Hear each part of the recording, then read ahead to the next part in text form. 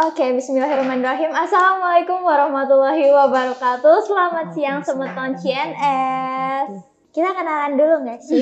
Maunya dipanggil Bu atau dipanggil Kak? Kakak dong. Kak, namanya Kak siapa? Kakak Ayu Wardani, MPC psikolog. Oh, psikolog guys. Salah satu cita-citanya Dinda kemarin tapi gagal. Nggak apa-apa. Udah berlalu. Berarti sekarang psikolog di? Saya psikolog klinis di BNN Provinsi Nusa Tenggara Barat, tepatnya di klinik rehabilitasinya. Oh, di klinik rehabilitasinya guys. Kirain buka praktek juga enggak? Oh ada, jadi kalau semeton yang butuh konseling, yang patah hati mungkin ya boleh ke tempat praktek saya. Tinggal lihat tuh di Google Home Based Konsultan. Nah di situ sudah ada kontaknya, sudah ada alamatnya, tinggal datang aja. Oh berarti ada kliniknya sendiri, punya anak sendiri. Itu teman-teman nih yang sering nangis, yang sering patah hati, yang ditinggalin sama cowoknya, yang punya masalah sama keluarganya. Boleh tuh, kalau emang ngerasa berat banget, boleh berarti datang ke kakak ya? Boleh. Oke, aku manggilnya Kak Ayu ya? Iya dong. Oke, aku manggilnya Kak Ayu. Anggap masih muda aja. Iya, nggak apa-apa. Anggap kita masih, ya nggak remaja jauh lah, seperti ya. Tema kita hari ini. Betul, kan? Tema kita hari ini tuh membahas tentang remaja-remaja saat ini. Tapi gini loh Kak, kan remaja tuh kita taunya nih remaja-remaja sekarang tuh banyak yang bisa dibilang berani mencoba yang namanya narkoba. Kira-kira apa sih Kak alasannya para remaja itu berani untuk nyoba narkoba? Padahal kan mereka tuh sebenarnya tahu nih kalau narkoba tuh nggak boleh untuk dikonsumsi, digunakan. Itu tuh kira-kira apa sih alasan terkuatnya mereka? Karena sesuai kriteria ya di tahapan perkembangan remaja, memang salah satu karakteristik utamanya adalah eksplorasi. Jadi memang di fase remaja itu lagi tinggi-tingginya rasa ingin tahu segala sesuatunya. Makanya dimulai nih, banyak kan kalau kita lihat sekarang SMP, bahkan anak SD. Betul. Karena sekarang remaja itu puber tuh lebih awal. Iya, kalau zaman saya tuh puber itu di usia SMP ya, 14-15 tahun. Sekarang SD tuh sudah banyak yang puber. Di situ mereka mulai coba yang namanya rokok, mulai pil-pilan dan lain sebagainya. Kebut-kebutan, pacaran. Bener banget. Karena sekarang kita lihat di sosial media tuh anak-anak SD udah pacaran yang ya seperti yang kita lihat aja tuh. Abi Umi. Iya, aduh mama papa lagi. Nggak tahu nih, nanti dia belum tahu kayaknya dewasa tuh seberat apa bebannya ya. Betul banget.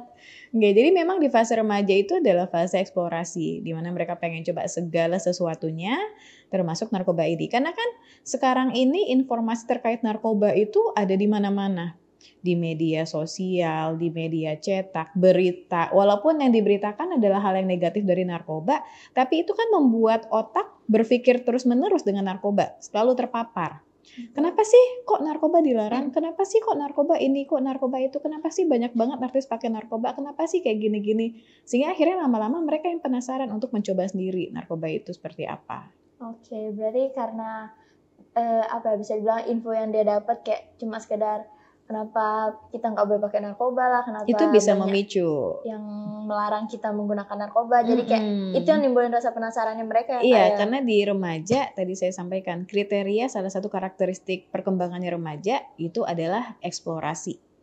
Pengen eksplor segala sesuatunya, rasa ingin tahu tinggi. Betul. Sama sih kayak kita yang sekarang aja sebenarnya masa rasa ingin tahunya tuh masih ada, tapi kayak mungkin untuk mereka yang remaja sekitaran usia SD dibilang remaja nggak sih Kak? Puber, mulai pubernya sekarang. Usia ke kelas 6 itu sudah mulai puber sekarang. Oke, waktu zaman aku pubernya belum ya, SMP ya? kelas 3 kayaknya, SMP kelas 3 mau masuk SMA baru puber itu. Tapi kayak anak-anak sekarang tuh kayak cepet banget, bahkan baru SD kelas 6 tuh ada yang udah mulai datang bulan, udah. Betul ya, kenapa bisa cepet ya Kak ya? Iya. Kayak hormon nggak sih Kak maksudnya? Iya, termasuk hormon juga. Jadi banyak hal yang berpengaruh dalam hal itu. Contohnya nih kalau kita balik ke rasa ingin tahu nih, di sini kan banyak yang remaja-remaja ya gitu. Mulai rasa pengen tahu nonton Blue Film usia berapa? Ayo. Film. Nah ini yang cowok nih. Teman-teman tahu Blue Film nggak nih? Ayo, Blue Film. Pasti awalnya kan ada rasa penasaran kan? Betul. Nah itu, jadi segala hal pasti remaja pengen tahu, pengen coba, bukan pengen tahu, pengen coba, terus nge-trail, balap-balap liar. Betul. Kan sekarang di usia remaja yang banyak kan balap Iya. liar itu kayak gitu. Tapi apakah semua remaja melakukan itu? Enggak. Jadi rasa eksplorasi atau rasa ingin tahu itu kan gak serta-merta mutlak hanya itu yang mempengaruhi perkembangan remaja. Dipengaruhi juga hal yang lain. Termasuk di dalamnya adalah bagaimana keluarga menanamkan nilai-nilai agama, nilai moral, kemudian bagaimana pendidikannya. Sehingga meskipun dia pengen tahu segala hal yang sifatnya negatif, kayak pengen tahu blue film, pengen nyobain balap liar, pengen nyobain narkoba, tapi dengan pendidikan yang dia miliki, penanaman nilai-nilai agama dan moral yang dimiliki, dia bisa menahan diri untuk tidak melakukan itu. Tetapi bagi remaja yang tidak punya pengawasan yang efektif dari keluarga, kemudian dan kebanyakan dari keluarga broken home ya, dari keluarga broken home, tidak mendapatkan penanaman nilai agama dan moral yang baik, sehingga begitu pengen tahu yang sifatnya negatif, ya mereka mencobanya. Karena tidak ada kontrol untuk menahan rasa ingin tahu itu. Oke, berarti untuk mengontrol itu berarti peran keluarganya itu ya yang paling penting di sini. Penting. Soalnya kan kita tahu nih, kadang beberapa remaja yang menggunakan tuh pasti alasan terkuatnya tuh selain rasa ingin tahunya pasti juga karena kurangnya bisa dibilang kurangnya perhatian dari keluarganya. Itu benar kan berarti Kak? Kebanyakan seperti itu. Kebanyakan remaja-remaja yang kita lakukan screening untuk mengetahui tingkat penyalahgunaan narkobanya, ketika digali lebih dalam penyebab utamanya itu salah satunya adalah keluarga. Jadi ketiadaan pemenuhan kasih sayang, kemudian orang tua sibuk, apalagi sekarang kan rata-rata ya hampir semua keluarga suami dan istri atau ayah dan ibunya tuh bekerja. Betul. Sehingga anak banyak tinggal sama kakek neneknya atau banyak tinggal dengan pengasuh. Ditambah lagi remaja, coba deh, awal mula kalian punya banyak teman kapan? Remaja kan ya, geng-gengan gitu. Kalau aku sebenarnya dari SD sih, tapi yang benar-benarnya tuh SMP. SMP mulai memberikan pengaruh. Jadi kayak teman mau apa ikutan. Betul. Kita sana tuh ada foto box, ayo kita ke sana ikutan. Ini ada gantungan ini lagi hype ikutan kayak gitu. Banget. Itu di fase remaja Kak. Nah, itu juga salah satunya. Makanya di usia remaja yang faktor utama yang menyebabkan mereka jatuh ke narkoba itu selain tadi rasa ingin tahu, pergaulan juga. Bagaimana pengaruh lingkungan pergaulan terhadap dirinya ya, dan utamanya juga keluarga tadi, masalah keluarga. Oke. Dan kalau misalkan kakak nih kan sebagai seorang psikolog, apalagi di tempat rehabilitasi, apa aja misalkan kalau ada nih remaja yang datang untuk bukan untuk rehab sih, kayak bukan konsultasi rehab sih, untuk gitu. konsultasi. Itu tuh biasanya mereka tuh rata-rata menggunakan apa? Apa sih bahan narkoba jenis narkoba apa yang pertama mereka coba asal dari rasa penasarannya mereka itu? Kalau beberapa tahun yang lalu jenis narkoba yang dicoba itu masih pil-pilan. Oke. Gitu, mereka penyalahgunaan pil seperti tramadol, trihex. Cuman kalau sekarang, kalau kita tanya kepada remaja yang menyalahgunakan narkoba, kebanyakan dari mereka langsung menjawab narkoba yang pertama kali digunakan adalah sabu. Wow. Jadi langsung yang sabunya, nggak ada pendahuluan dari yang lain-lain dulu. Istilahnya langsung beratnya dipakai nih. Karena sekarang tuh bandar-bandar ya, kalau kita bilang bandar, pengedar, itu mereka pintar. Jadi mereka berikan dulu narkoba, sabu itu secara gratis kepada anak-anak yang menjalani, yang mau puber ya, anak-anak puber dan juga remaja dikasih gratis, sehingga begitu mereka kena efeknya, mereka langsung bisa disuruh nganter barang lah, atau mereka disuruh udah ngambil aja uang di rumahmu, atau itu gade aja motor yang ada di rumahmu gitu. Oke, dibujuk yang jelek-jelek ya, biar dia bisa membeli narkoba itu. Beli sama mereka yang awalnya mereka dikasih gratis. Oke, berarti ternyata berat ya remaja ini. Berat, makanya remaja itu menurut para ahli dikatakan sebagai salah satu masa perkembangan yang sangat sulit. Kenapa? karena itu adalah masa yang penuh badai. Dimana ketika masa kanak-kanak mereka selalu diemong sama orang tua kan, mereka nggak punya beban yang khusus kan. Betul. Nah, sedangkan remaja itu adalah masa peralihan dari anak-anak ke dewasa, di mana dewasa ini adalah masa di mana individu harus mandiri, harus berdiri sendiri, seperti itu, berdikari. Remaja ini masa transisi di antaranya, sehingga ini adalah masa yang membingungkan. Benar sih. Di satu sisi mereka pengen mandiri, tapi di sisi lain mereka belum siap untuk mandiri. Iya, benar. Di masa remaja juga sering dibilang cenderung anak-anak tuh menjadi pemberontak, pembangkang. Betul. Mulai kabur-kaburan, gak suka sama di rumah misalnya habis dimarahin, kabur. Kalau SD masih kecil ada gak kayak gitu?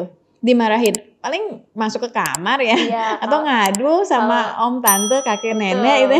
Kalau nggak masuk kamar, kalau kabur paling kabur ke rumah temennya bentar, terus ujungnya nanti balik lagi. Tapi kayaknya kalau untuk anak-anak SMP nih udah mulai kayaknya kabur-kaburan. Iya, nggak pulang. Iya, betul.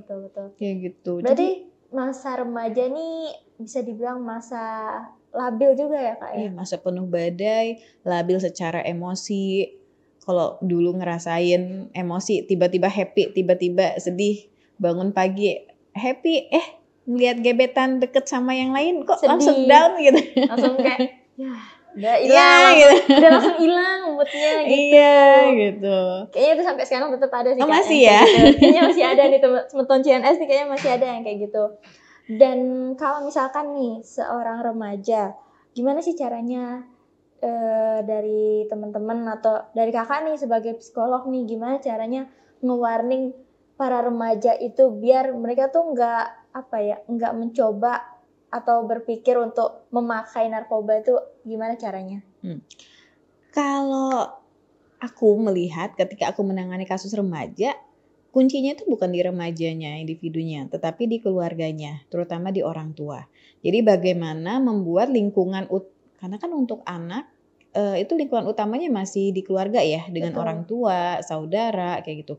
Bagaimana lingkungan keluarganya itu cukup efektif untuk membantu si remaja ini bisa pulih dari narkoba.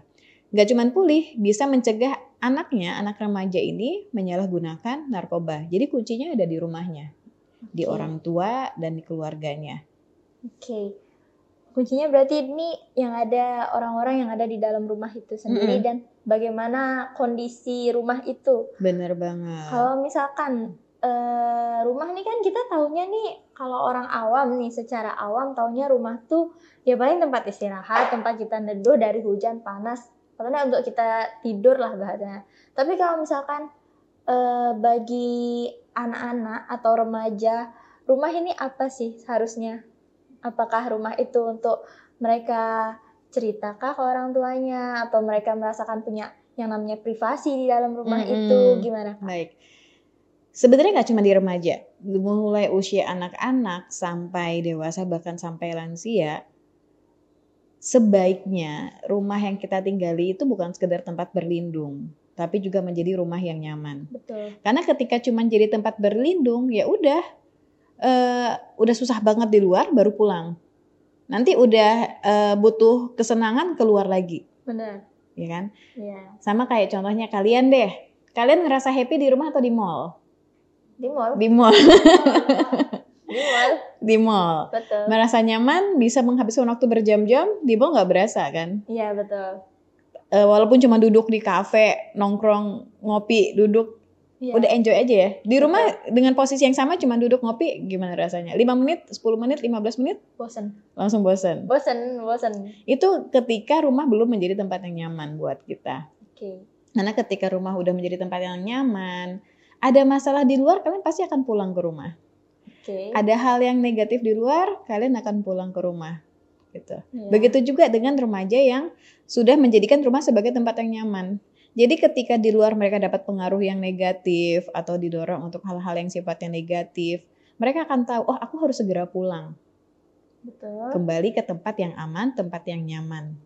Nah tapi kalau rumah nggak nyaman, ya sudah. Jangan kan gitu, bapak-bapak deh ayo yang rumahnya belum menjadi tempat yang nyaman kemana gitu ya.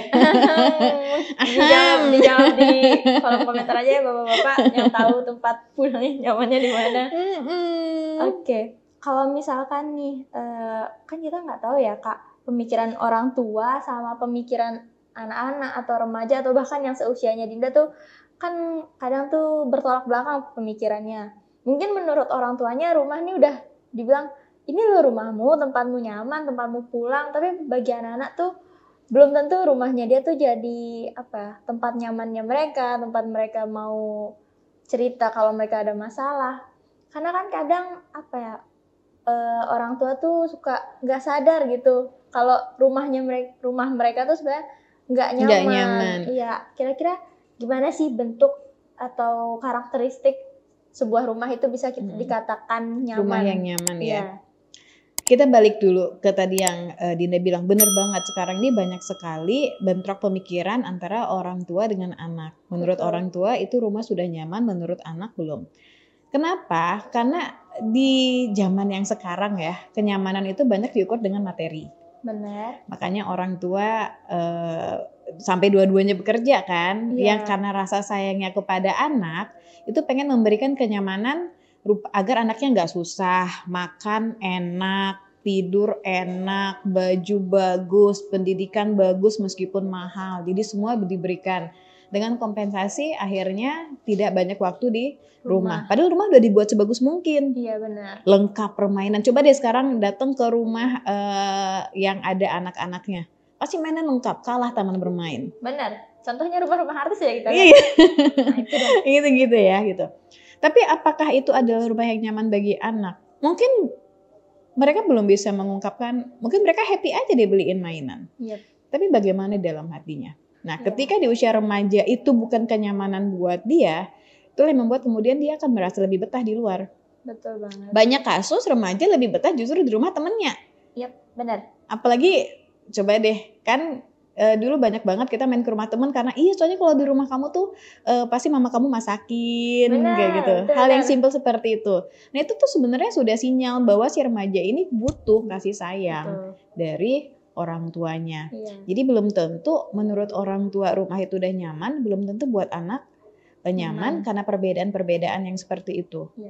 Nah, kemudian kalau Dinda nanya, terus rumah yang nyaman itu seperti apa? Apalagi bagi remaja ya, karena kita sekarang karena dari sudut pandang anak itu beda, anak usia dini beda, anak SD beda, remaja juga beda, karena disesuaikan dengan tahapan perkembangan, karakteristik perkembangan utamanya. Kalau di remaja, kriteria utama itu adalah, dan semua, gak cuma remaja, buat kita orang dewasa, kriteria rumah yang nyaman adalah rumah yang aman. Betul. Aman untuk kita bicara, aman untuk kita melakukan segala sesuatunya. Itu pasti kriteria utama aman. Kamu betah gak di rumah yang sering dipukulin sama anggota keluarga? Of course tidak dong. Of course tidak. Makanya kadang ada anak yang kalau di rumah sering dipukulin, dia ngelama-lamain di sekolahnya, di kampusnya, kayak gitu. Karena rumah bukan tempat yang aman buat dia. Atau rumah yang banyak pertengkaran di dalamnya. Betul. Pasti nggak nyaman. Jadi nggak nyaman sih. Iya, nggak cuma remaja, buat anak kecil juga kayak gitu. Makanya banyak anak-anak yang mungkin ketika orang tuanya sering bertengkar, dia lebih sering kalau liburan, aku mau liburan tempat kakek nenek aja, kayak gitu. Iya benar. Kenapa? Karena di rumah dia sering dengar pertengkaran antara ayah dengan ibunya. Betul. Jadi kriteria pertama itu aman. Terus kriteria kedua untuk remaja itu adalah adanya privasi. Mungkin waktu SD tuh orang tua tuh nyuruh, udah kamu harusnya tidur sendiri, kamu tuh udah gede, tapi anak masih pengen nempel terus sama orang tuanya. Tapi begitu masuk puber remaja, pasti mereka yang dideketin ibunya aja, dicium aja, iya aku udah gede gitu. Iya benar, kayak apa sih gitu. Benar-benar. Kayak gitu, karena di usia remaja itu privasi udah merupakan hal yang penting untuk mereka. Jadi mulai nulis-nulis journaling di Dear Diary. Mulai ada rahasia, curhat. Kalau dulu sering cerita sama orang tua, udah mulai ada rahasia-rahasiaan, apalagi kalau udah mulai kenal pasangan, pacar dan lain sebagainya. Jadi mereka butuh tempat yang bisa menjaga privasinya mereka. Mereka akan gak nyaman kalau di rumah tempat privasi biasanya apa? Kamar ya. Kamar. Gitu. Penting banget untuk orang tua sebelum masuk kamar remaja itu ketuk dulu. Betul. Karena itu tempat privasinya. Tapi banyak orang tua yang Langsung Dek, buka. Dek kayak, gitu. Maksudnya kayak apa ya, bahasa tuh kayak, kan kita taunya tuh kalau apa-apa kita mau masuk ke tempat atau rumah atau kamar, pasti kita ketuk dulu kan. Tapi beberapa orang tua tuh kayak langsung buka, kayak langsung ngapain kamu, udah. Kayak kadang anak-anak tuh sebenarnya bukan mau menyembunyikan sesuatu, tapi kan kayak tadi kata kakak, kamar tuh area tempat privasi kita. Jadi kayak ya udah ketuk dulu. Kadang banyak sih orang teman-teman yang bilang kayak orang tua tuh selalu kayak gitu, kayak langsung masuk, buka, terus habis itu keluar nggak ditutup lagi, kayak ya gitu dah intinya. Bener, padahal itu penting banget. Salah satu untuk membuat remaja nyaman, ya dimulai dari hal yang sederhana seperti itu. Mau masuk areanya, ya ketuk dulu. Apalagi kan biasanya kita nggak membolehkan anak dan remaja itu untuk kunci pintu ya, karena kan kita nggak tahu apa yang akan terjadi seperti itu. Maka kalau kita nggak bolehin mereka kunci pintu, ya kita harus menjaga privasinya mereka. Betul. Mau masuk ketuk dulu, kalau udah dibilang ya masuk mah, baru kita masuk. Itu penting banget. Jadi area privasi. Kemudian rumah yang nyaman untuk remaja juga adalah rumah di mana komunikasi terbuka. Jadi komunikasi terbuka ini remaja juga punya space untuk mereka mengungkapkan apa yang mereka pikirkan, apa yang mereka rasakan. Karena kan mereka tadi mulai belajar untuk berdikari, mulai belajar untuk mandiri. Tadi ya, betul, kembali ke fase peralihan anak sampai anak dengan dewasa. Nah, ketika di usia remaja mereka harus mengikuti apa yang dimau oleh orang tua, terus milih baju yang ini aja, ini yang ini aja. Kalau ada masalah kamu harus nyelesainnya kayak gini. Sedangkan si anak nggak pernah diberikan kesempatan untuk mengekspresikan apa yang dia pikirkan atau rasakan. Itu juga akan membuat mereka nggak nyaman. Betul. Jadi penting banget untuk ada komunikasi yang terbuka. Kalau ada yang nggak nyaman, remaja bisa mengkomunikasikannya. Ibu dan ayah juga kayak gitu. Kalau ada yang mengganjal juga bisa enak mengkomunikasikan kepada remaja. Selama di rumah itu masih ngobrol pakai mediator, contohnya gini. Anak nih mau minta uang sama ayahnya lewat mamanya. Mah mintain uang dong sama bapak segini, aku mau kayak gini. Atau bapaknya nih misalnya mau ngomong sama anaknya lewat ibunya. Bu, bilang dong sama ini, jangan kayak gini, kayak gitu. Atau ibunya juga kayak gitu, mau ngomong sama bapaknya lewat anak. Dek, bilangin dong sama bapak kayak gini, gitu. Berarti kan belum ada keterbukaan. Betul. Bagaimana itu bisa menjadi tempat yang nyaman? Kalau hal-hal sepele pun kita masih ngomong lewat orang lain. Berarti ada something wrong di rumah itu. Iya. Kenapa gitu kok bisa jadi seperti itu? Kayak gitu. Terus rumah yang nyaman tadi ya, aman, terus ada ketersediaan privasi, terus komunikasi yang terbuka antar anggota keluarga. Terus untuk remaja, saya lihat contekan dulu ya. Kemudian ada ketersediaan dukungan emosional. Nah, apalagi di remaja yang notaben, tadi saya bilang moodnya itu swing. Naik turun. Terus mereka yang kalau di usia SD masalahnya ya seputar teman sekolah di SD. Ketika di remaja tuh masalah stresnya tuh lebih luas. Pelajaran makin sulit. Belum lagi mulai suka sama lawan jenis kayak gitu ya. Belum lagi ditegur di depan teman-teman, di depan umum, dihukum atau yang lain sebagainya. Itu bisa memicu stres pada remaja. Sehingga ketika mereka pulang ke rumah, penting banget untuk orang tua tetap bertanya, gimana tadi sekolahnya? Itu penting banget pertanyaan sederhana. Cuman kadang orang tua sekarang ketika anaknya SD selalu ditanya nih, gimana tadi dek di sekolah gitu. Tapi ketika anak sudah menginjak puber remaja, itu udah nggak ada pertanyaan-pertanyaan seperti itu. Oke, betul.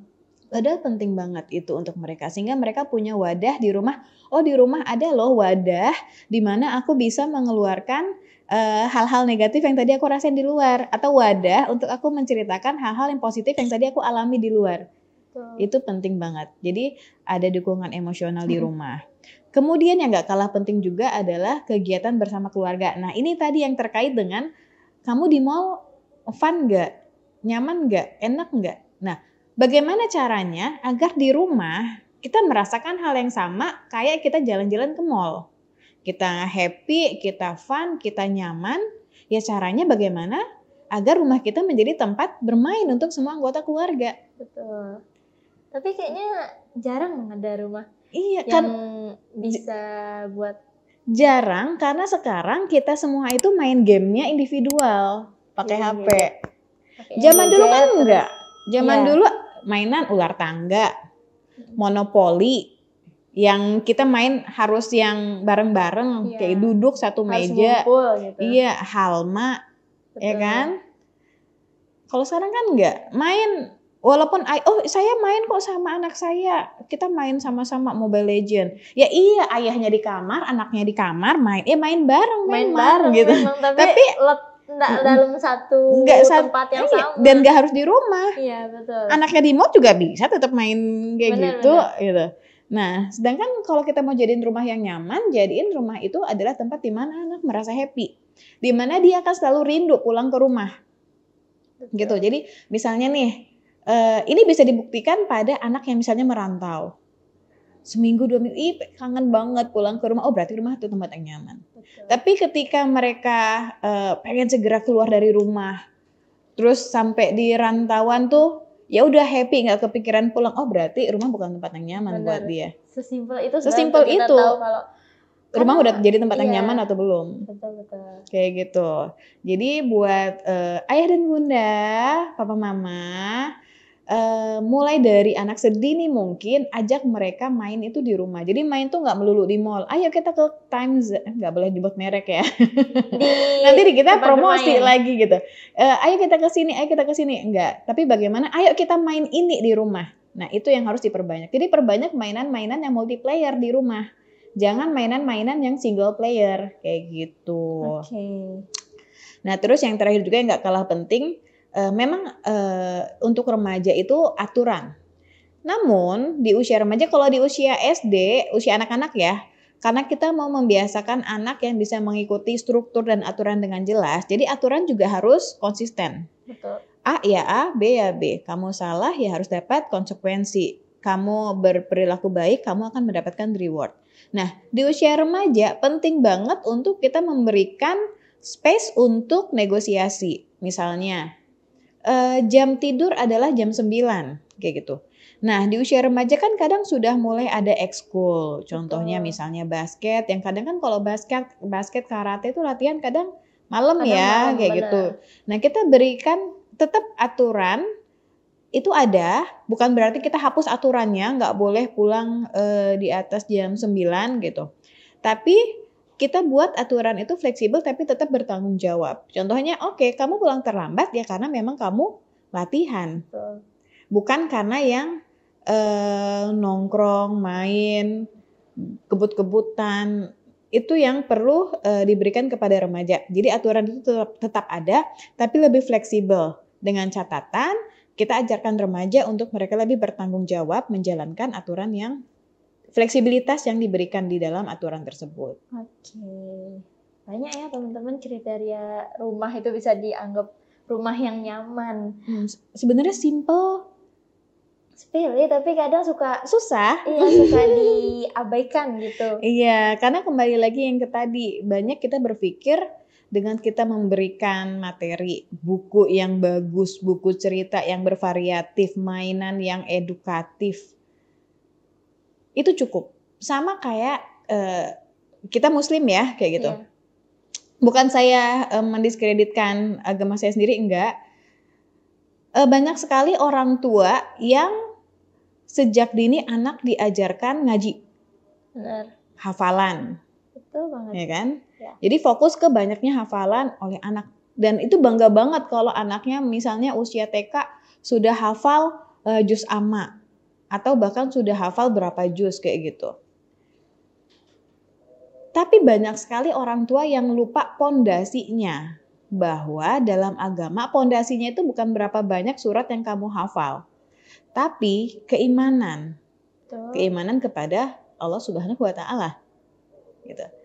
Dia punya banyak hafalan tapi dia nggak menginternalisasi konsep keimanan itu di dalam diri dia, ya nggak akan signifikan. Sama aja bohong sih sebenarnya. Iya. Itu. Oke. Karena yang penting pondasi dalam agama adalah Keimanan keimanan, itu bukan sendiri. banyaknya hafalan, bukan seberapa seberapa sering dia belajar mengajinya, seperti itu. Oke. Makanya banyak yang ketika usia SD sama TK SD sekarang bangga banget ketika anaknya banyak hafalan, tapi kalau anaknya nggak sholat kayak gitu, oh, ya udah nggak apa masih kecil kok, belum balik gitu, Iya, belum balik alasannya masih belum kecil, balik. gitu. Tapi dia hafalannya bagus kok gitu. Padahal ya udah sih. Maksudnya kayak bukan percuma sih, tapi kayak agak kurang aja gitu kalau Iya, hafalannya bagus, terus nggak kuat untuk pondasinya. imannya kurang, kayak nggak seimbang aja. Bener, itu sama kayak kita mau bangun rumah yang bagus, jadi seolah-olah ya tadi ya punya banyak hafalan, punya rumah yang cantik dari luar, kelihatan megah, tingkat, tapi pondasinya bukan pondasi yang kuat. Berapa tahun sih bisa bertahan rumahnya? Iya. Makanya banyak case di mana anak, padahal dia udah mondok loh, tapi kok dia make ya? Gitu. Oh iya, Ya itu banyak. jawabannya. Oke. Karena yang tertanam pondasinya belum kuat. Betul banget. Oke. Karena tadi kakak bilang merasa aman. Semisalkan nih kak, kan kita tahu nih keluarga-keluarga sekarang atau anak-anak sekarang, remaja-remaja sekarang, banyak yang apa ya, bisa dibilang mengalami masalah di keluarganya, entah itu keluarganya broken home, terus entah itu keluarganya, mungkin keluarganya kedua orang tuanya tuh ada dua-duanya di dalam rumah, tapi banyak keributan, kayak perdebatan. Jadi kayak orang-orang anggapnya keluarga ini cemara, tapi padahal aslinya di dalamnya tuh panas iya, ya. panas. Terus kayak buat anaknya apa ya, merasa nggak nyaman. Berarti itu kira-kira gimana? Siapa yang harus diperbaiki di sini? Kalau misalkan pemicu seorang remaja itu menggunakan narkoba karena apa ya? Karena masalah keluarganya yang broken home. Terus kan kalau misalkan keluarganya broken home, bisa dibilang hilang kasih sayang dari salah satu atau mungkin dari kedua belah pihaknya itu yang hilang. Itu gimana kak? Kalau misalkan yang itu siapa yang bisa disalahkan dari masalah itu? Kalau kita fokus sama siapa yang buat kesalahan, nggak bermanfaat juga buat anak yang sudah terlanjur menggunakan narkoba. Betul. Jadi sebaiknya kita fokus pada apa kekuatan strength-nya yang dimiliki oleh mereka. Oke, orang tuanya masih ada. Bagaimana kita memperbaiki? Berarti kita perbaiki juga orang tuanya. Makanya dalam proses rehabilitasi, jadi ketika klien nih datang ke klinik untuk rehab, yang pertama dia dapatkan adalah screening dan assessment. Assessment ini adalah untuk melihat sejauh mana aspek-aspek kehidupannya yang bermasalah. Baik yang menyebabkan dia makan narkoba atau bermasalah akibat dia dari pemakaian narkobanya. Contohnya. Dan aspek-aspek kehidupan itu apa aja, misalnya dari kesehatan. Kesehatan itu ada kesehatan fisik, ada kesehatan psikis. Misalnya ada yang pakai narkoba karena dia mudah stres, kayak gitu. Maka yang diselesaikan bukan hanya kita putus dia dengan pemakaian narkobanya, enggak. Tapi bagaimana kita bantu dia untuk mendapatkan psikoterapi untuk menguatkan daya tahan stresnya. Kemudian kita juga dalam asesmen itu evaluasi aspek keluarganya, bagaimana pola komunikasi dalam keluarga, bagaimana pola hubungannya, bagaimana dinamika hubungan di dalam anggota keluarga tersebut. Jika memang akibat dari misalnya yang membuat dia pemakai narkoba adalah kondisi keluarganya, maka dalam treatment rehabilitasinya keluarga juga akan dilibatkan. Bagaimana memperbaiki hubungan di dalam anggota keluarga. Karena percuma anaknya kita benerin, ketika dia pulang ke rumah, situasinya masih sama. Ya udah make lagi. Oke. Begitu juga di aspek pergaulan sosial, itu juga di assessment secara menyeluruh. Jika memang penyebab dia make adalah lingkungan pergaulan sosial, maka selama proses rehabilitasinya kita berikan dia penguatan bagaimana ketika dia kembali ke masyarakat. Dia bisa memfilter dirinya sehingga tidak terpengaruh lagi dengan pengaruh sosial yang buruk tersebut. Nah, jadi ketika case yang tadi Dinda bilang, siapa yang diperbaiki? Semuanya. Oke. Anaknya diperbaiki untuk bisa putus dari narkobanya, orang tuanya juga di treat bagaimana untuk bisa kembali komunikasinya positif lagi. Termasuk anak dikembalikan bagaimana bisa terbangun lagi bonding ikatan emosi dengan orang tuanya. Karena biasanya ketika sudah makan narkoba itu bondingnya sudah rusak. Iya sih. Jadi walaupun orang tuanya sudah kembali harmonis, anak nggak bisa langsung plek gitu dekat lagi. Jadi bagaimana membangun kembali bonding itu. Oke. Berarti penting ya kalau misalkan udah kayak gitu, entah keduanya kah atau ya dua-duanya Kak ya tadi Kakak bilang. Semua yang terlibat. Makanya dalam proses rehabilitasi kita selalu minta klien didampingi oleh keluarganya. Oke. Karena keluarga berperan penting dalam proses pemulihan. Oke. Terus tadi yang kedua Kakak bilang ketersediaan area privasi. Kan kalau misalkan privasi itu kan nggak hanya kamar aja Kak. Bahkan yang kayak gadget kita pun termasuk privasi kita kan Kak. Tapi ada nih beberapa orang tua yang mungkin dia bisa nih memberikan privasi ke anaknya untuk kamar, tapi untuk gadget tuh kayak ada beberapa orang tua yang kayak tanda sih Kak yang kayak beriksa diam-diam gitu ya. Sekali tuh HP anaknya tuh harus diperiksa. Terus kayak bahkan kalau misalkan ada yang dirasa menurut anaknya tuh kayak sebenarnya masih normal-normal aja, tapi bahkan untuk orang tuanya tuh udah terlalu berlebihan. Itu bisa nggak sih Kak? Jadi pressure gitu buat anaknya. Bisa. Dan tanya deh sama semua anak yang HP-nya diperiksa, mereka nyaman nggak? Enggak sih, soalnya Dinda juga diperiksa. Nggak nyaman ya. Nggak nyaman, padahal kita nggak ngelakuin yang gimana-gimana kan, tapi pasti rasanya nggak nyaman. Betul. Nah, namun kembali ke poin yang tadi, harus ada komunikasi yang terbuka. Jadi penting banget, kalau Dinda sudah merasa nggak nyaman, penting untuk Dinda mengkomunikasikan itu kepada orang tua Dinda. Apa ya yang membuat mama khawatir sehingga mama ngecek HP Dinda? Karena kita juga perlu memahami sudut pandang orang tua. Betul. Karena mereka melakukan itu bukan karena mereka negatif, justru mereka pengen protektif sama anaknya. Dengan banyaknya berita yang gimana-gimana sekarang ini kan. Berita-berita sekarang tuh yang luar biasa banget. Jadi mereka pengen memprotek kamu. Tapi caranya kan yang nggak salah. Nah, bagaimana komunikasi itu mengkomunikasikan bagaimana ya enaknya mah caranya. Apa yang bisa kita dari Dinda lakukan, dari Mama lakukan agar hubungan kita nih tetap nyaman, Mam. Jadi Dinda masih tetap melihat Mama sebagai orang yang nyaman untuk Dinda bercerita, bertukar perasaan. Karena kalau yang Mama ngecek HP Dinda jujur Dinda ngerasa nggak nyaman, kayak gitu. Nah itu perlu yang dikomunikasikan secara terbuka. Nah nanti ada solusinya misalnya, atau Mama kita buat kesepakatan deh, nanti misalnya ada hal yang ini Dinda akan cerita sama Mama. Nah misalnya Mama tahu dari orang, baru mungkin Dinda yang perlu introspeksi diri gitu. Nah itu bisa dibicarakan. Tapi kalau memang nggak ada masalah, atau Mama ada kekhawatiran, sebelum ngecek HP Dinda, Mama ngomong dulu sama Dinda. Iya. Misalnya Mama habis dengar dari tetangga arisan, tadi kayak gini-gini, anaknya kayak gini-gini. Mama pengen mastiin anak Mama kayak gitu juga atau enggak. Nah Mama ngomong dulu sama Dinda, Dek tadi di arisan tuh ada yang kayak gini-gini Dek, kok Mama khawatir ya gitu.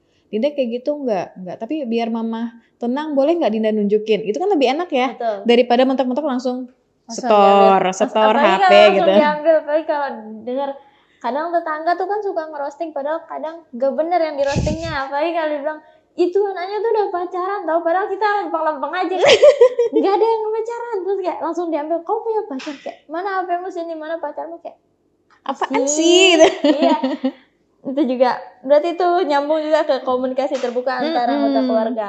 Nah terus Kak, kan kalau komunikasi nih kadang anak-anak tuh punya problemnya sendiri nih, yang sebenarnya anak-anak tuh mau nih mengkomunikasikan dengan orang tuanya, tapi karena orang tuanya tuh sibuk, kadang juga orang tua yang buat orang tua yang kayak anak-anak seusia Dinda, remaja seusia Dinda tuh kan orang tuanya bisa dibilang pemikirannya tuh masih terbawa pemikiran dulu gitu loh Kak. Kayak yang dulu pas zamannya mama enggak kayak gitu kok.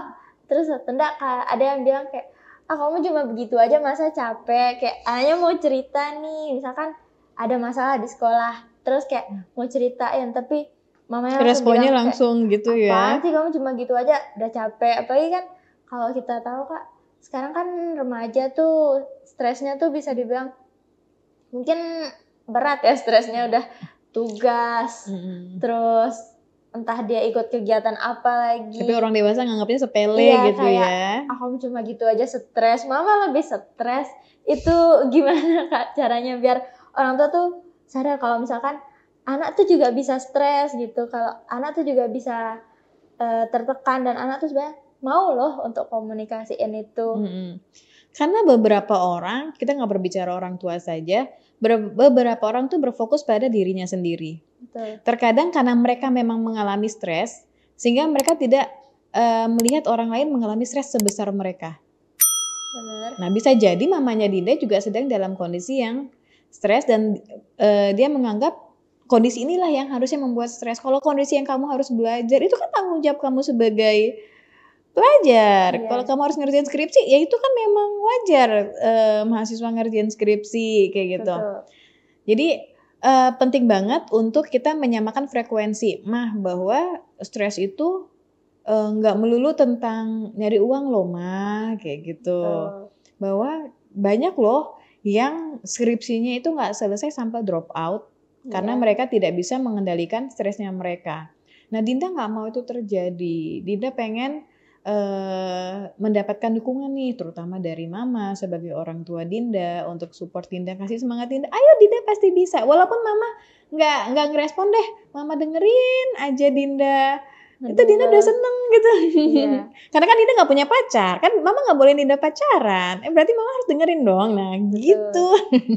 Nah, itu kan Kak, karena kadang tuh anak-anak atau remaja seusia Dinda nih, yang karena mereka nggak didengerin sama orang tuanya, kayak mau cerita tapi kayak duluan dijudge lah, bahasa udah duluan dijudge sama orang tua, akhirnya ngelampiasin nih entah ke temennya, atau mungkin mereka cari pasangan yang dirasanya pasangannya ini atau temennya ini bisa jadi tempat pulangnya. Itu bakalan mengurangi komunikasi antara anak dengan orang tua. Iya itu juga dong, kan, Kak. semakin jauh pastinya. Jadi jarak yang awalnya segini, ketika ada tempat lain yang bikin dia nyaman bisa bercerita, jadi segini. Padahal belum tentu tempat dia bercerita adalah tempat yang memberikan hal yang positif buat dia. Bisa jadi justru diberikan pengaruh yang negatif. Jadi ayah dan bunda, kalau mau mencegah, bukan dengan membuatkan pagar di dia. Kayak tadi ngecek HP, jam segini harus pulang. Bukan dengan itu. Tapi bagaimana membuat anak nyaman dengan ayah dan bunda, sehingga apapun yang terjadi, hal sepele sekalipun, mereka cerita. Ceritanya sama ayah dan bunda. Mereka nggak butuh teman lain, mereka nggak butuh narkoba untuk membuat mereka merasa punya teman yang memahami mereka. Betul. Karena rata-rata yang menggunakan narkoba karena masalah psikis, karena stres tadi, mudah tertekan, ada masalah dengan orang tua, pertengkaran yang gak ada habisnya di rumah, mereka pakai narkoba itu biar mereka gak ngerasa sesak dengan hal-hal seperti itu. Iya. Karena dengan menggunakan narkoba, mereka bisa ngelupain pertengkaran orang tuanya, mereka bisa ngelupain dia dipukul sama orang tuanya, mereka bisa ngelupain dia dibully sama teman-temannya. Itu yang perlu banget untuk orang tua pahami. Jadi ketika anak bercerita, aku stres banget, ada tugas kayak gini gitu. Tolong bahasa, kamu gitu aja stres, jangan dikeluarkan. Cukup dengarkan, telinganya aja yang dibuka. Ya, kayak kata-kata orang-orang di TikTok tuh sebenarnya kita tuh cuma butuh didengar, kayak nggak butuh yang apa. Macam-macam respon gimana-gimana ya. Ya mungkin ada responnya, tapi kayak ngerasa lebih baik udah dengerin aja gitu loh, kita cuma mau ngedumel aja. Sebenarnya itu sih kayaknya yang sering terjadi di kalangan Dinda, bahkan teman-temannya Dinda atau yang seusia sama Dinda, kayak aduh saya cuma pengen ngedumel aja kok, pasti nanti dijalanin lagi. Dan benar, dan rata-rata klien yang ke psikolog itu karena mereka nggak punya orang buat mereka cerita secara enak tanpa dijudge. Betul. Karena sekarang orang ketika bercerita, aku kayak gini-gini, kamu mah mending gue nih belum apa-apa udah kayak gitu ya, kan, adu nasib. Ya gimana mereka mau enak cerita. Makanya mereka akhirnya banyak yang datang ke profesional untuk bisa meluapkan apa yang mereka alami secara menyeluruh. Dan mereka juga nggak takut apa yang mereka ceritakan akan dibongkar. Karena kalau cerita sama orang kan kadang, duh dia bakal ceritain ke ini nggak ya? Udah Tapi duluan overthinking. overthinking. Tapi kan kalau ke psikolog itu sudah diikat oleh kode etik kerahasiaan kayak gitu. Tapi kan kalau cerita sama orang tua nggak mungkin orang tua nyebar-nyebarin kan? Iya betul. Gitu. Jadi ayah dan bunda please jadilah orang yang nyaman buat anak bercerita tanpa dijudge dan jagalah kerahasiaan apa yang mereka ceritakan. Jangan pas arisan bunda dan ayah ceritain apa yang dia ceritain ke teman arisannya. Aduh itu bahaya banget. Betul. Selanjutnya mereka nggak akan cerita lagi sama ayah dan bunda. Itu kayak masa buka aib anak sendiri iya, ya. Anak sendiri. Oke. Terus kalau masalah ini Kak, anak-anak sekarang tuh juga beranggapan kalau orang tuanya tuh strict parents. Kayak terlalu dilarang inilah, dilarang itulah, nggak boleh ini, nggak boleh itu. Terus akhirnya dampaknya ke anaknya, banyak beberapa anak yang milih untuk bohong mungkin. Kayak misalkan mereka mau pergi main nih sampai malam. Bilangnya tugas belajar gitu bilangnya ya. Tuh tugas belajar, padahal aslinya anaknya tuh cuma pingin main, tapi karena sadar nih orang tuanya strict parents dan kemungkinan terbesar tidak diizinkan. Cari Jadi alasan. alasannya pergi belajar. Pengalaman ya Bu? Iya, pernah tapi kayaknya enggak sih semenjak SMA udah kayak enggak yang terlaluan lagi, kayak mulai dibebasin on the track ya. Dibebasin enggak, tapi mulai diberikan fleksibilitas yang bertanggung jawab lah ya. Benar. Itu gimana sih caranya biar orang tua tuh sadar kayak nggak apa-apa loh kasih anak kita tuh kesempatan, kayak dibatasin aja kalau oke, kamu boleh nih main, tapi kayak udah sampai jam 9 aja, terus pulang. Kan kadang orang tua tuh nggak sadar tuh dengan mereka strict parent, itu bikin anak mereka stres. Iya, itu gimana? Bener. Jadi bener banget. Dan untungnya sekarang orang tua kamu udah bebas bersyarat ya. Iya, itu juga. Dengan syaratnya gitu. Mohon. Ya. Nah, itu banyak kejadian.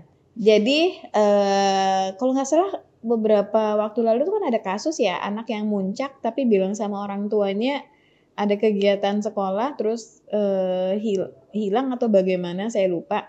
Nah itu juga yang harus orang tua antisipasi, jangan sampai karena kita terlalu tegas tadi ya, kan harusnya rumah yang nyaman adalah aturan yang fleksibel. Jangan sampai kita terlalu lurus dengan aturan, tidak memberikan space buat anak untuk bisa mengekspresikan dirinya, bisa mengeksplorasi hal yang baru seperti itu. Karena jadinya ya anak akan mencari celah dengan berbohong, dengan menutupi segala sesuatunya. Itu banyak sekali kejadiannya. Jadi ayah dan bunda ketika saya bisa memahami sih. Karena kalau aku melihat dari sudut pandang remaja, aku paham apa yang dirasakan remaja kayak Betul. Dinda. Tapi kalau aku melihat dari sudut pandang orang tua, aku juga bisa memahami kenapa orang tua melakukan itu. Yeah. Cuman yang selalu saya pesankan kepada orang tua, ketika orang tua terlalu strict sehingga anak hanya melakukan yang orang tua mau atau melakukan segala sesuatu yang tidak sesuai dengan aturan orang tua itu sambil bersembunyi di belakang. Percayalah ketika anaknya dewasa dan masuk ke dunia pekerjaan, mereka akan menjadi anak yang pasif, gak punya inisiatif. Jadi segala sesuatu tuh harus diinstruksikan dulu, diperintahkan dulu sama pimpinannya atau sama rekan kerjanya. Kemudian mereka akan mudah stres, mudah tertekan. Kenapa? Karena mereka tidak terbiasa dengan berbagai perubahan yang ada di lingkungan. Mereka tidak terbiasa menghadapi berbagai masalah. Karena selama ini mereka ada di area yang dibatasi oleh orang tua yang tujuannya melindungi anak. Betul. Padahal itu yang justru akan menjerumuskan mereka. Jadi buat ayah dan bunda, saya memahami bagaimana kekhawatiran ayah dan bunda, tapi harus diingat, anak itu nggak selamanya akan hidup dengan ayah dan bunda. Betul banget. Akan ada masanya mereka harus mandiri, mereka harus jauh, mereka punya kehidupan sendiri. Yang kalau mereka nggak dilatih punya skill, keterampilan menyelesaikan masalah, keterampilan mengendalikan emosi, keterampilan mengendalikan stres, keterampilan filter diri dari hal-hal buruk, ya sudah, masa dewasanya akan berat. Betul. Tapi Kak, anak-anak sekarang, remaja-remaja sekarang tuh bisa dibilang di luar dari yang mencoba menggunakan yang negatif ya, udah banyak anak-anak sekarang atau remaja sekarang yang mengikuti NGO yang bisa dibilang positif, kayak mungkin ada beberapa yang ikut organisasi, entah itu dalam internal sekolahnya atau kampusnya, atau mungkin kemasyarakatan, organisasi kemasyarakatan yang entah dia mungkin kayak contohnya tuh paling banyak anak-anak sekarang tuh ikut kayak pengabdian masyarakat tuh Kak. Tapi dia anaknya tuh di dalam organisasinya tuh dia bisa berkembang. Tapi ketika balik lagi ke rumahnya, dia bakalan jadi anak yang kayak pasif, kayak ya udah lempeng aja gitu. Itu tuh kadang gimana sih caranya nyadarin orang tua kalau nggak apa-apa loh anak-anak itu ikut organisasi selama organisasinya tuh bisa dibilang jelas, positif, dan dampaknya anak itu ikut organisasi tuh ada nih ke masyarakat atau ke dirinya atau ke sekitarnya. Tuh gimana cara nyadarin orang tua yang kadang masih tetap ngelarang kayak ngapain ikut organisasi gitu, buang-buang waktu, ngurang-ngurangin waktu di rumah kayak gitu. Sama nanti kamu dianggap gak bisa belajar karena menurut orang tua masih yang sekarang tuh orang tua yang masih melihat kesuksesan itu berdasarkan nilai pelajaran ya, pelajaran akademik ya. Itu ya seperti itu, nanti kamu gak ada waktu belajar, nanti kamu kecapean, nanti kamu kayak gini. Padahal kesuksesan itu sekarang bukan hanya diukur dari akademik saja. Betul. Non-akademik itu kayak bergabung dalam kegiatan pengabdian masyarakat, NGO, itu justru yang banyak mengasah skill-skill non-akademik anak. Kalau di zaman dulu, enggak sih dari zaman dulu justru ketika anak rekrutmen pekerjaan, IPK nggak ditanya, ayah bunda. Berapa nilai kamu untuk mata kuliah ini? Berapa nilai kamu pelajari? Enggak ditanya. Yang ditanya justru kamu ikut kegiatan apa saja non akademiknya. Ada ikut ekskul enggak? Ada ikut organisasi enggak? Ketika ada ikut ekskul ataupun organisasi, kamu perannya sebagai apa? Seberapa besar peran kamu di situ? Seberapa besar kamu mampu untuk berorganisasi atau bekerja sama di dalam kelompok? Yang dinilai justru skill-skill seperti itu. Itu yang kadang dilupakan oleh orang tua. Berarti kalau ketika daftar kerja atau apapun itu lebih ditanyain kayak pengalaman ya kayak pengalaman bener banget. Bukan makanya nilai. Bener, banyak yang dulu pernah ada yang viral di medsos yang protes gini. Ini heran deh rekrutmen pekerjaan yang dicari fresh graduate, tapi di situ ada poin berpengalaman. Ini gimana fresh graduate tapi berpengalaman? Ya berpengalaman ini maksudnya berpengalaman di organisasi, di ekskul. Jadi bukan tipe mahasiswa kupu-kupu. Apa ya? Kuliah pulang. Iya. Kadang-kadang kan mahasiswa yang kura-kura, kuliah rapat. Oh, iya. Itu kadang dikomentarin lagi sama orang tua kayak, ngapain kamu rapat-rapat kalah-kalah anggota DPR tuh. Sering banget tuh orang tua tuh sering yang ngomong kayak gitu tuh. Dina dapat spill dari teman-teman tuh. Berarti kemungkinan anaknya di rumah tidak menunjukkan sikap yang sama seperti dia di kampus. Ketika anak bisa menunjukkan bahwa di rumah dia bertanggung jawab, dia mampu mandiri, pasti orang tua juga akan percaya kalau anaknya juga di luar aktif dan mandiri. Tapi kalau anak kebanyakan sekarang kayak gitu, di luar apa sih istilahnya? Personal brandingnya. Personal brandingnya oke, tapi di rumah buka baju aja keranjang baju kotor padahal deket banget tapi ditaruhnya sembarangan, bahkan baju banyak ditumpuk di belakang lemari, belakang pintu sampai ibunya ngumpulin, ya Allah udah sampai jadi sarang nyamuk dan lain sebagainya. Beresin kamar masih ibunya yang beresin. Ya gimana ibunya mau percaya anaknya aktif berorganisasi? Mungkin ibunya mikir kamu paling juga rapat cuma nongkrong, ngopi, main musik, nggak beneran yang aktif organisasi. Kenapa? Ya karena di rumah dia tidak menunjukkan sikap itu yang sama kayak gitu. Di organisasinya. Iya. Betul sih, betul. Karena beberapa temen-temen tuh kayak bisa dibilang di organisasi ini bagus nih, kayak personal brandingnya tuh di luar di masyarakat tuh kayak oke banget nih. Nyampe rumah kalau kita ke rumahnya tuh kayak ini ya kamu sebenarnya begini. Terus banyak sih yang kayak gitu. Tapi kalau remajanya bisa menunjukkan ya kepada keluarganya personal branding yang juga oke di rumah dan di luar, pasti orang tuanya akan percaya sama anaknya. Iya sih, benar seharusnya ya. Makanya misalnya nih, saya dulu tuh iri banget sama anak-anak yang suka naik gunung. Kalau saya lupa di Medan apa ya nama gunungnya saya lupa. Cuman saya nggak pernah diizinin. Kenapa?